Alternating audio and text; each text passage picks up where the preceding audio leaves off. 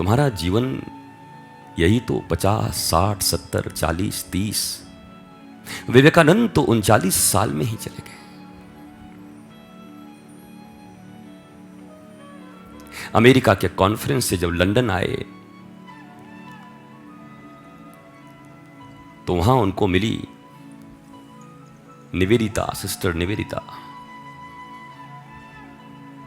बड़ी स्कॉलर,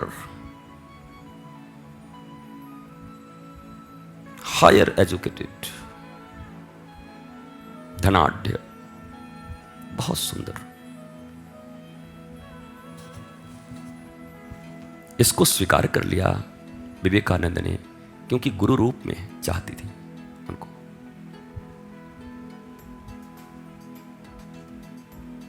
और फिर अपने जीवन में निवेदिता ने किसी को देखा ही नहीं अपने गुरु को छोड़कर। ऐसा दादू दयाल के जाने के बाद रज्जब ने किया। रज्जब ने कभी आंखें नहीं खोली, फोड़ा नहीं बिल्लो मंगल की तरह, खोली नहीं कभी, भूल से भी कभी आंखें नहीं खुली रज्जब की, पूरी जिंदगी जब तक रहा। लोग पूछते, शिष्य कहते, गुरुदेव एक बार तो आंख खोलो। बोला, अब किनके लिए आंखें खोलूं? जिनको मैंने देखा है ना, अब उनके बाद कुछ नहीं देख सकता मैं। जीवन भर अपने गुरु को अपनी आंखों में बसाए रखा। यह आदमी बिल्वमंगल से ज्यादा भक्त लगता है मुझे। आंखें फूट जाएं तो फिर उपाय नहीं कुछ देखने का, लेकिन आंखें हों और कुछ न देखें, यह आदमी बड़ा साधक लगता है। बिल्वमंगल और सूरदास से कहीं ऊपर की बात है ये। ध्यान से सुनो, मत सोना। नींद निशानी मौत की। एक दिन ऐसा सोना है कि कभी उठ ही नहीं पाओगे।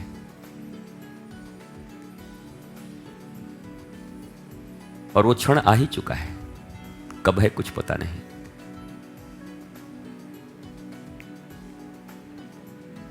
ऐसी नींद आएगी कि फिर कभी ना उठोगे, फिर किसी से न मिलोगे, कोई तुम्हें ना देखेगा, तुम किसी को ना देख पाओगे।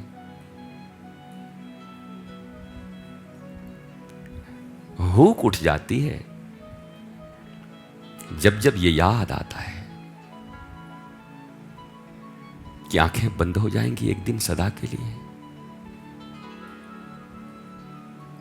ये जो कुछ मैंने प्रपंच सब जमा किए हैं, ये घर द्वार, ये पंखे, ये लोग, ये बगीचे,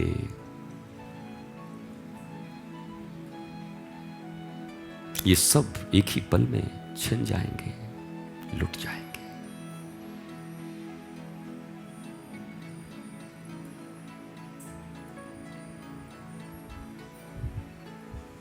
अपने दादू दयाल की नूर को देखने के बाद रज्जब ने कभी आंखें नहीं खोली।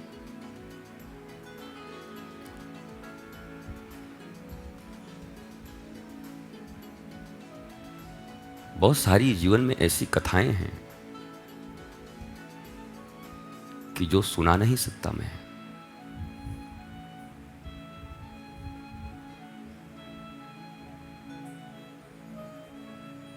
शायद कोई भी ना सुना सके,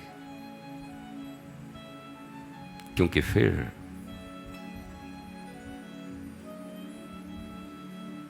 कठिन है खुद को भी संभाल लेना। इसलिए उन्हें तो पिया जाता है, एकांत के क्षणों में जिया जाता है।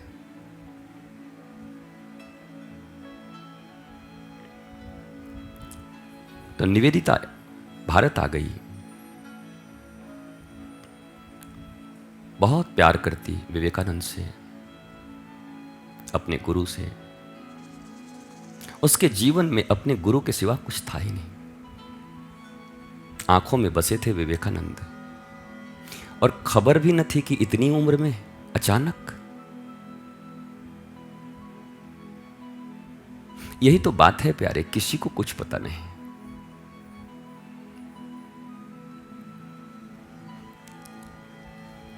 साधक है कि सदगुरु है, सबको जाना है। क्रूर काल सब कुछ छीन लेता है एक ही पल में। बड़ा क्रूर है ये, बहुत।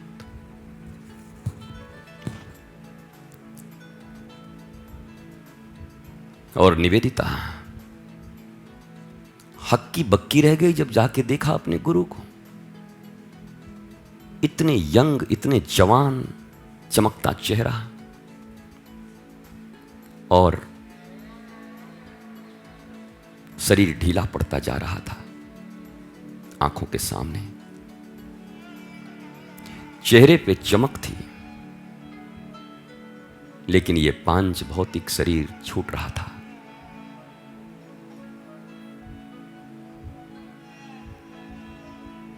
अब निवेदिता की तरह जिसने प्यार किया हो वही समझ सकता है इस क्षण को,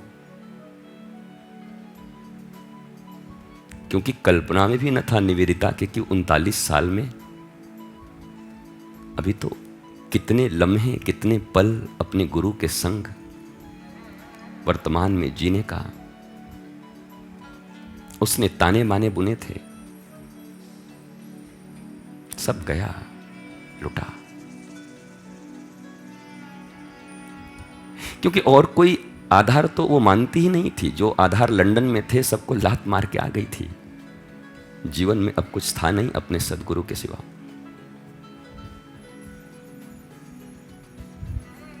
और फिर एक सफेद चादर विवेकानंद के ऊपर डाल दिया जाता है। दैट मीन्स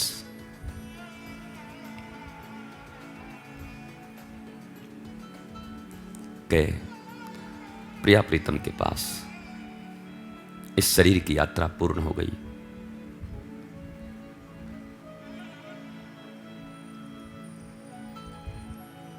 अंतिम यात्रा में निवेदिता गई। जब सफेद चादर विवेकानंद को डाला गया तो निवेदिता के मन में एक बात आई कि काश ये चादर ही मुझे मिल जाए तो मैं सदा अपने गुरु के, मुझे लगे जैसे विवेकानंद ही मेरे साथ है। पर फिर उसने कहा, मुझसे मेरे गुरुजी ने कहा था मेरे स्मृतियों के चक्कर में मत पड़ना, मेरे बाह्य स्मृतियों को सहेजने के चक्कर में मत पड़ना। मेरी पादुकाएं, मेरी कपड़े, मेरे बाल, मेरी अंगूठियां,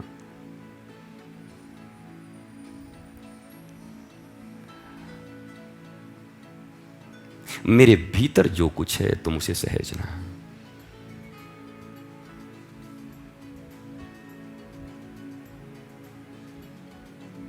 और वो गई। और ये बड़ी बात है, पर आज एक्सप्लेनेशन नहीं है, आज सिर्फ शब्द हैं मेरे पास,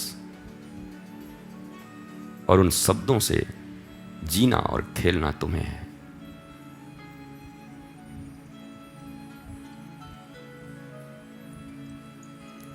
स्मशान घाट तक गई और खड़ी थी सैकड़ों हजारों लोग। और फिर जैसे ही अग्नि देने की बात आई, अचानक प्रकृति बदल गया।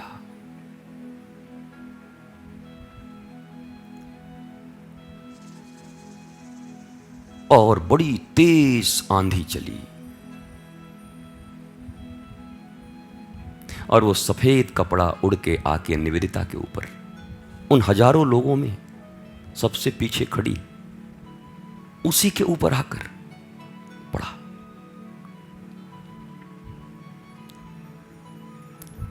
प्रकृति बड़ी सेंसिटिव है। सद्गुरु बड़े संवेदनशील हैं, मरते नहीं।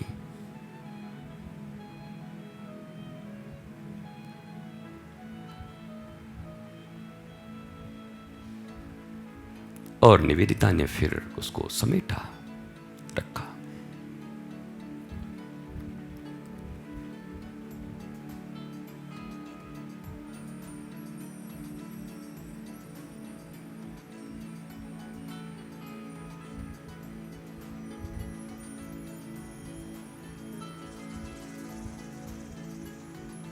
तो प्राणों से सद्गुरु को चाहो, प्राणों से।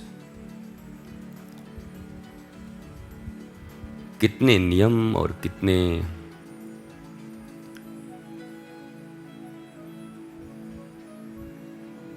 साधना के तरीके तुम्हें बताएं,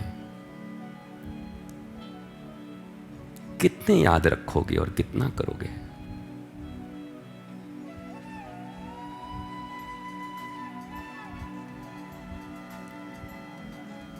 जीवन के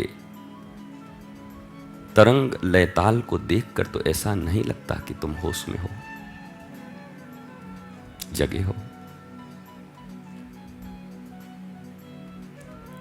क्योंकि होशपूर्ण जीवन के तरंग ही अलग हैं। उनके लय, उनकी संगीत, उनके छद्म, उनकी छंदों को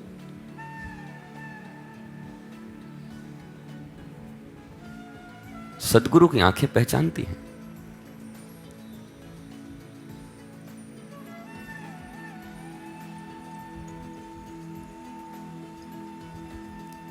एक ही चीज है तुम्हारे पास,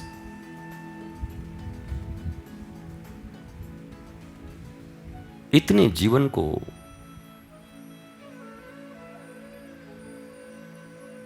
जिन निरर्थक चीजों के लिए बलिदान कर दिया है तुमने, जिनके कोई अर्थ नहीं है,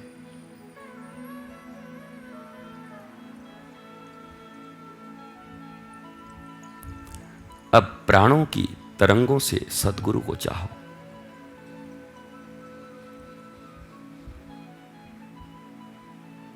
एक एक श्वास, एक एक प्राण बस उनके लिए हो। इससे सहज सरल साधना तुम्हें और मिलेगी नहीं।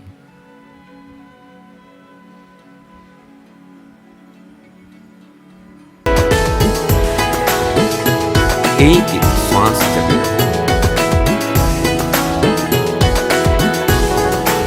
एक श्वास भी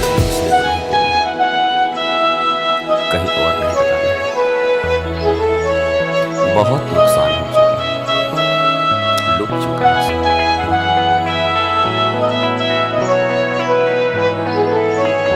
और विवेकानंद की तरह सफेद चादर कब आ जाएगी? इतने बड़े महापुरुष कुछ खबर नहीं।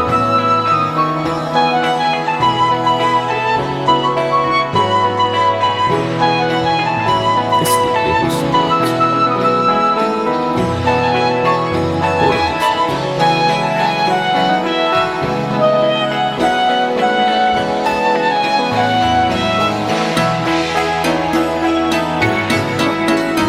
सद्गुरु का प्रेम ही कला है।